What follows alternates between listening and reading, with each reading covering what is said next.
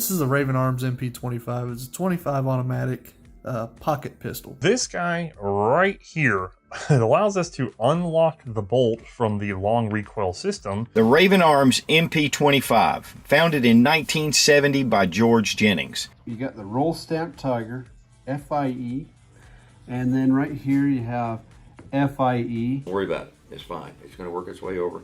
I left it a little over further to the right of center than they do at the factory, but I do that on purpose. Number 10, Raven MP25, $100. The Raven Arms model MP25 is a compact, simple semi-auto pistol chambered in 25 ACP, first dubbed the P25 and later the MP25 after minor improvements. It was manufactured in California in response to the lack of inexpensive concealable handguns following the Gun Control Act of 1968. This is a Raven Arms MP25. It's a 25 automatic pocket pistol. The Raven Arms MP25, founded in 1970 by George Jennings. Oh, I don't know, probably 80 to 100 bucks, and I thought, wow, what a great deal, right?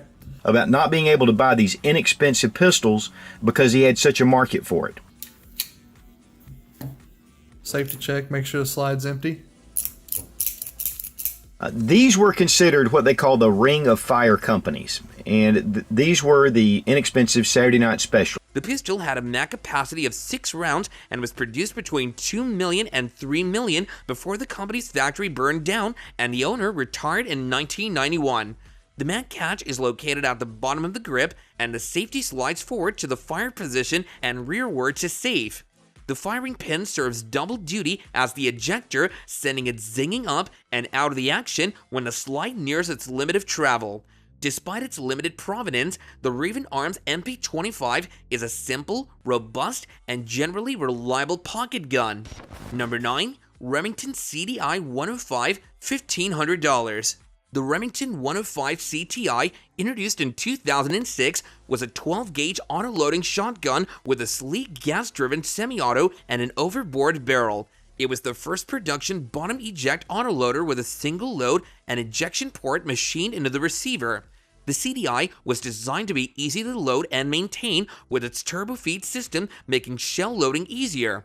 It also featured a reversible safety for both left and right eye shooters, making cleaning easier. However, the CDI ultimately failed due to a bouncing carrier that wouldn't consistently pick up a second shell from the mag after the first was fired. Remington engineers tried to correct this issue by using a round traverse pin on the hammer, but the problem persisted. The 105 CDI-2 failed due to issues with non-Remington branded shells, leading to the plant halting production. Number 8, Boito Double, $400.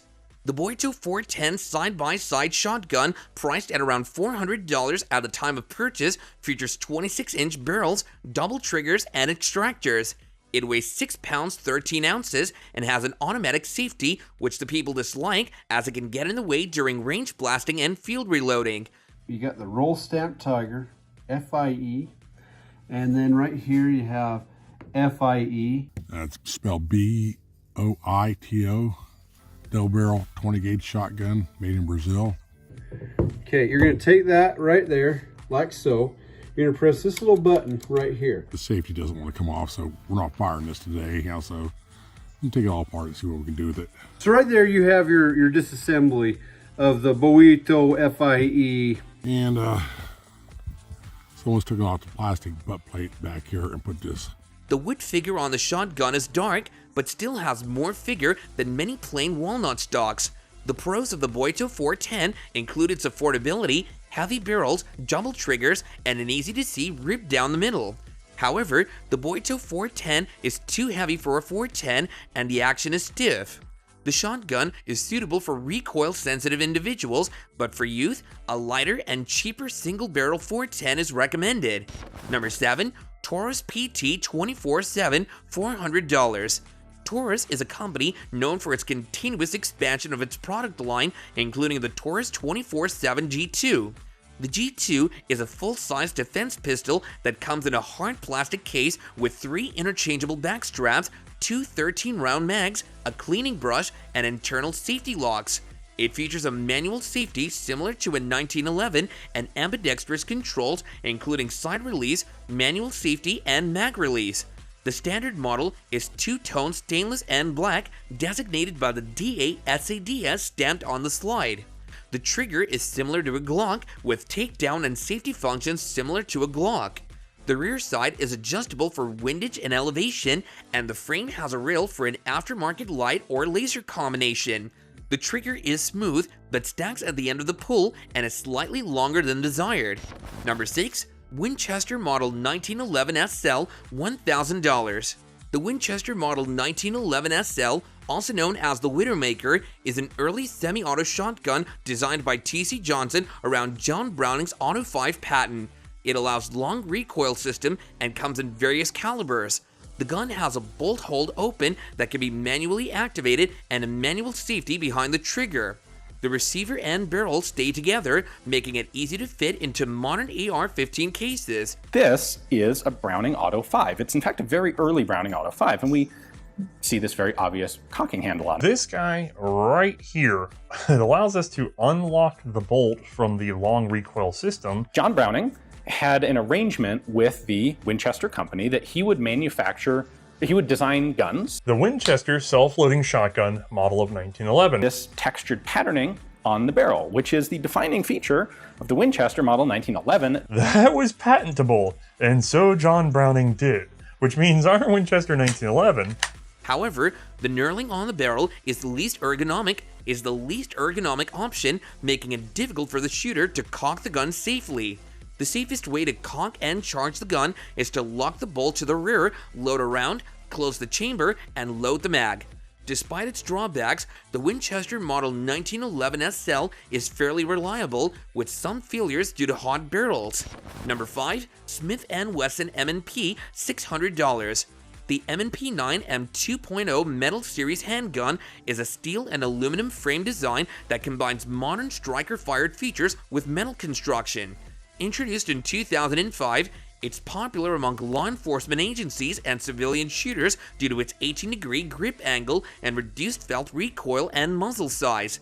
The M2.0 Metal Series is built on the full-size M&P frame and slide, offering 5.3 ounces of recoil tamping mass and a more rigid foundation for the slide assembly.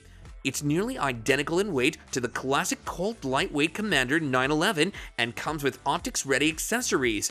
Number 4. Saltwood Browning, $300.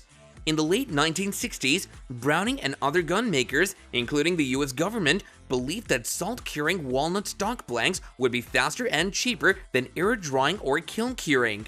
They adopted this method, which worked well enough, but had one flaw. Residual salt would eat away blued metal where the wood touched the receiver and forend. Browning used this process extensively on guns made in 68 and 69, as well as many done in 67 and 70. Not all Belgian Browning shotguns with serial numbers ending in S67 through S70 have saltwood, but many did. The other day, and when I first picked it up, it's a pretty clean looking gun. They're pretty solid, they're pretty robust. This is a sporter version. Jumped open on its own. I knew exactly what it was the minute I read his letter and I looked at the gun. And the forends stay on. So that's how the handmade guns were made. Don't worry about it. It's fine. It's going to work its way over. I left it a little over further to the right of center than they do at the factory, but I do that on purpose. For a casual glance, a rust line on the rear of the receiver and a serial number ending in S67 through S70 can indicate a salt gun. To test the wood, use a 1% solution of silver nitrate, with purple being good news and white being bad. Many saltwood stocks have been changed out, and if the stock serial number doesn't match the one on the receiver and the suffix is a potential one, a salt gun may have been present. Number 3. Rogak P18, $500. Les Rogak, an Illinois-based Steyr distributor, created the Rogak P18, a replica of the Steyr GP service pistol. In the late 1970s, the gun was regarded as outstanding since it was an 18-shot gas-delayed military handgun made of stainless steel. But Rogak's production was far from flawless. Because of the excessively slack gas delay mechanism, the Rogak functioned like a basic blowback pistol. In order to counteract this, Rogak ground off the extractor claw and put a fiber buffer stack in the receiver to slow down the slide opening. The weapons had so many burrs, casting flaws and fit issues that Steyr filed a lawsuit to halt production.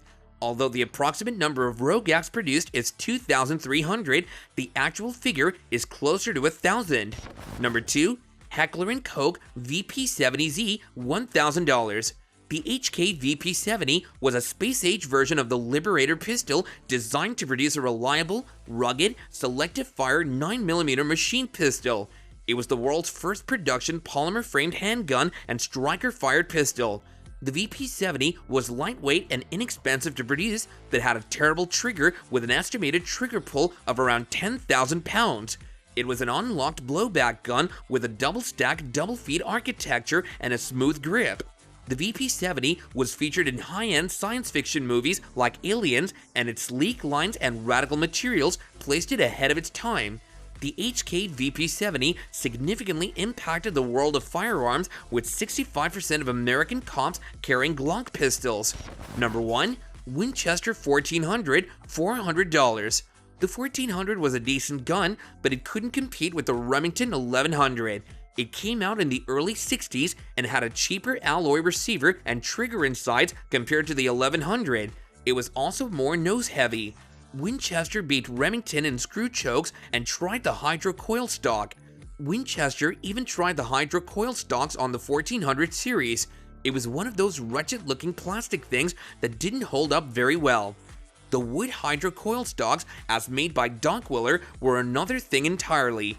The last date of manufacture for any 1400 models is 1994, and Winchester currently markets a gas-operated Super X2, a decontented Browning Gold.